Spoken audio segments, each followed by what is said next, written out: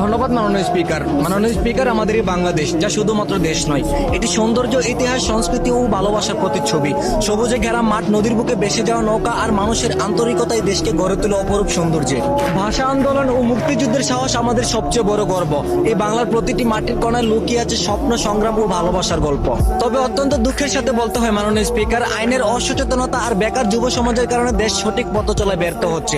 ফলে বাংলাদেশ উন্নত হওয়ার বদলে ধীরে ধীরে ধ্বংসের দিকে তলিয়ে যাচ্ছে। মাননীয় স্পিকার, আজ আমি দেশের কিছু গুরুত্বপূর্ণ বিষয় নিয়ে কথা বলতে চাই, যে বিষয়গুলো অবহেলিত থাকার কারণে আজও আমাদের দেশ উন্নয়নের ছোঁয়া পায়নি। মাননীয় স্পিকার, আমরা সেই বাংলাদেশি যে দেশের প্রধান কাজ হলো চুরি, চাঁদাবাজি, ছিনতাই, খুন খারাপি, যার কারণে আজ আমরা উন্নতিশীল চায়না থেকে প্রায় 1000 বছর পিছিয়ে আছি।